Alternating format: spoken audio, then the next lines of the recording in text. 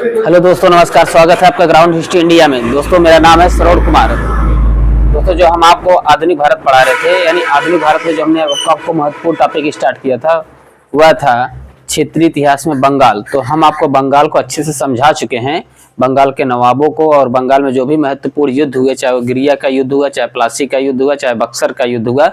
तो दोस्तों, इसी गिरिया का युद्ध या प्लासी का युद्ध या बक्सर का युद्ध और बंगाल में एक शासन स्थापित किया जाता है जिसे द्वैध शासन कहते हैं, और इतिहास में एक टॉपिक भी बन जाता है। तो हम आपको आज उस बंगाल में जो द्वैध शासन लागू हुआ है, यानी दो लोगों का शासन चल रहा है, एक बंगाल के नवाब का और दूसरा ब्रिटिश ईस्ट इंडिया कंपनी का। तो दोस्तों, आगे हम आपको अब इसी द्वैध शासन के बारे में बताने का प्रयास करेंगे कि द्वैध शासन की परिणाम जो है क्या पड़ता है बंगाल में।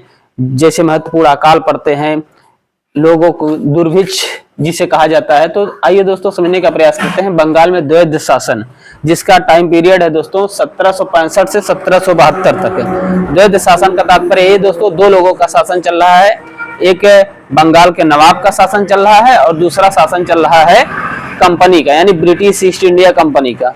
तो दोस्तों, यहाँ पर हमने द्वैध शासन का मतलब आपको समझाने का प्रयास किया। अगर कभी पूछा जाए कि वैश्विक स्तर पर द्वैध शासन के जनक किसे कहा जाता है, तो वह व्यक्ति है लियोनस कार्टियस, यानी लियोनस कार्टियस को वैश्विक स्तर पर द्वैध शासन का जनक कहा जाता है। यहाँ पर हमने फैक्ट वाइज लिखा भी है, आप देख सकते हैं और अच्छे से समझ सकते हैं। लेकिन भारत में द्वैध शासन का जनक किसे कहा जाता है, तो लॉर्ड क्लाइव को कहा जाता है। वही क्लाइव जो प्लासी का युद्ध और बक्सर का युद्ध में अंग्रेजों की तरफ से निर्णायक सेनापति भी होता है, आप समझ सकते हैं। लेकिन भारत में रॉबर्ट क्लाइव के द्वारा किया जाता है, यानी द्वैध शासन। तो आप वैश्विक स्तर पर जानते रहिए, लियोनस कार्टियस को द्वैध शासन का जनक कहा जाता है और भारत में लॉर्ड क्लाइव को द्वैध शासन का जनक कहा जाता है। इस द्वैध शासन का अंत जो है दोस्तों, जब अभी कंपनी जो है ब्रिटिश की संसद जो है जब कंपनी को अपने अनुसार रेगुलेट करती है, तो उसी दौरान जो है एक रेगुलेटिंग एक्ट आता है और उस के तहत एक महत्वपूर्ण वायसराय बनता है जिसका नाम होता है वारेन हेस्टिंग्स। वह जो है द्वैध शासन का अंत करता है 1772 में। तो फिलहाल आप जानते रहिए, भारत में द्वैध शासन जो लागू हुआ था वह बंगाल में हुआ था। दो लोगों का शासन था, एक कंपनी का और एक बंगाल के नवाब का। तो आप अच्छे से समझते रहिए। तो दोस्तों, अब थोड़ा सा पृष्ठभूमि जानने का प्रयास करते हैं कि बंगाल में जो द्वैध शासन लगा था उसका प्रशासनिक और सैनिक व्यवस्था किस तरीके से संचालित होती थी। तो दोस्तों, दो महत्वपूर्ण पद होता था, एक दीवानी अधिकार होता था, एक निजामत होता था। यानी निजामत का मतलब होता था पूरा का पूरा प्रशासनिक कार्य, और दीवानी अधिकार का मतलब होता था दोस्तों टैक्स कैसे लगाया जाए, टैक्स कैसे वसूला जाए, यानी पूरी तरीके से कर प्रणाली के अंतर्गत जो भी कार्य होते थे उसे दीवानी अधिकार कहा जाता था। और निजामत उसे होता था जो प्रशासनिक कार्य होते थे। प्रशासनिक कार्य का तात्पर्य है जैसे साफ सफाई, पुलिस व्यवस्था, पेयजल, सड़क, सैनिक की नियुक्ति, ये जो चीजें या जो भी कार्य होते थे उसे निजामत कहा जाता था। और दीवानी मतलब पूरी तरीके से टैक्स प्रणाली, यानी टैक्स किस तरीके से लगाया जाए, टैक्स वसूला जाए, इसे दीवानी अधिकार कहते थे। यह चीजें लागू होती है बंगाल में। तो इसमें भी दो लोगों को अंग्रेज नियुक्त करते हैं। हमने यहाँ पर लिखा भी है, दीवानी अधिकार में मूलतः कर लगाना, कर वसूलने का अधिकार आता था। इसे कंपनी ने अपने पास रखा। इसके लिए कंपनी ने दो लोगों को नियुक्त किया था। पटना, यहाँ पर जो राजस्व बोर्ड का गठन किया गया था पटना में, वहां पर जिस अधिकारी की नियुक्ति किया गया था उनका नाम था राजा सिताब राय, यानी राजा सिताब राय को पटना का दीवान बनाया गया था। दूसरा जो राजस्व बोर्ड की स्थापना किया गया था वह किया गया था मुर्शिदाबाद में, और यहाँ का जो दीवान बनाया गया था वह मोहम्मद रजा खान को बनाया गया था। और दूसरा दोस्तों निजामत का अधिकार था। निजामत का अधिकार नवाब के पास रखा गया था। निजामत मतलब हमने आपको इसके पहले भी अच्छे से बताया है, साफ सफाई, पुलिस, सड़क, पेयजल आपूर्ति, यानी जो भी प्रशासनिक कार्य होते थे वह नवाब के पास रखा गया था।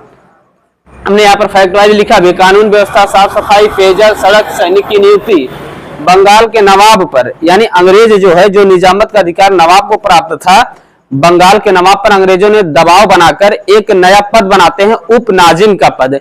यानी उपनाजिम का पद जो बनाते हैं वह एक प्रकार से कहें कि नवाब के बाद नवाब के बाद बहुत ही महत्वपूर्ण जो पद होता था वह उपनाजिम का पद ही होता था। और इस पद पर नियुक्ति करने का अधिकार जो अंग्रेजों ने अपने पास रखा था। कैसे रखा था? क्योंकि जो बंगाल का नवाब था नजमुद्दौला यानी मीर जाफर का पुत्र था। नजमुद्दौला को 53 लाख रुपए दे करके निजामत का जो अधिकार था वह भी अंग्रेज ही प्राप्त कर लेते हैं और एक नया पद बनाते हैं उपनाजिम का पद। और इस उपनाजिम के पद पर दोस्तों इसी व्यक्ति को, जिसका नाम है मोहम्मद रजा खान, को बैठा देते हैं। यानी आप देखिए अंग्रेज जो है पूरी तरह से दीवानी अधिकार और निजामत के अधिकार पर भी अपने प्रभाव में ले लेते हैं। यही दोस्तों आगे चल करके परिणाम क्या होता है कि बंगाल में जो है भयंकर अकाल पड़ता है।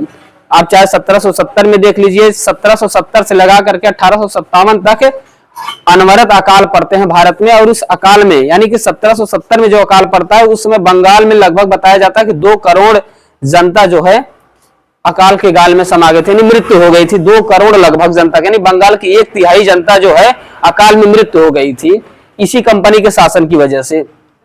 तो दोस्तों द्वैध शासन से संबंधित कुछ महत्वपूर्ण कथन है। कथन से पहले हम आपको थोड़ा सा ये कारण बता दें कि बंगाल में अंग्रेजों ने पूर्ण तरीके से नियंत्रण क्यों नहीं किया, क्यों बंगाल में इसने जो है अंग्रेजों ने द्वैध शासन लगाया। तो इसके पीछे कुछ कारण था दोस्तों, यहाँ पर हमने लिखा भी है कि क्या कारण थे कि अंग्रेजों ने बंगाल को प्रत्यक्ष नियंत्रण में नहीं रखा। न रखने के पीछे कारण यह था दोस्तों कि अंग्रेज जो है एक व्यापारी कंपनी थे। व्यापारिक कंपनी की वजह से ये जो है शासन और प्रशासन को भी अपने अंडर में ले लिए, यानी अपना नियंत्रण स्थापित कर लिए। अब अगर अंग्रेज प्रत्यक्ष शासन करते बंगाल में तो जो भी भारत की क्षेत्रीय शक्तियां थी, क्षेत्रीय शक्तियों में चाहे मराठे थे, चाहे निजाम थे, चाहे मैसूर थे, चाहे अवध था, चाहे बंगाल था और अन्य जो भी यूरोपीय शक्तियां भारत में, अन्य जो भी यूरोपीय व्यापारी भारत में व्यापार कर रहे थे, इन्हें एक होने का डर था कि कहीं ये जितनी भी क्षेत्रीय शक्तियां हैं यदि हम प्रत्यक्ष नियंत्रण कर ले, बंगाल को अपने कंट्रोल में करके शासन चलाने लगे, अंग्रेज ऐसा सोचते थे कि कई क्षेत्रीय जो शक्तियां हैं या एक न हो जाएं, इनका भय था। और दूसरा दोस्तों अंग्रेजों के पास पर्याप्त अनुभव रखने वाले भारत में अधिकारी नहीं थे, यानी अंग्रेजों के पास कोई इतने व्यक्ति नहीं थे कि जो भारत में रहे हों, भारत की समाज संस्कृति सभ्यता को अच्छे से समझते हों और प्रशासन की व्यवस्था को अच्छे से देख रेख कर सके। इसका भी एक कारण था अंग्रेजों ने बंगाल को प्रत्यक्ष नियंत्रण में नहीं लिया। और दोस्तों एक चीज ये भी था कि जो कंपनी थी, कंपनी को जो डायरेक्ट कर रहे थे कोर्ट ऑफ डायरेक्टर ने मना भी कर रखा था कि राजनीतिक विस्तार न किया जाए। एक कारण यह भी था अंग्रेजों को भारत की समाज संस्कृति और प्रशासन के बारे में पर्याप्त अनुभव ही नहीं था, ये हमने आपको अच्छे से बताया है। तो दोस्तों आई होप कि आप लोगों को अच्छे से समझ में आया होगा। यदि कोई कमियां रह गई हो तो बताइएगा। एक छोटा सा टॉपिक था बंगाल में द्वैध शासन। क्लास कैसी लगी लाइक करिए, शेयर करिए और हमारा जो यूट्यूब चैनल है ग्राउंड हिस्ट्री इंडिया उसे सब्सक्राइब करिए। धन्यवाद दोस्तों।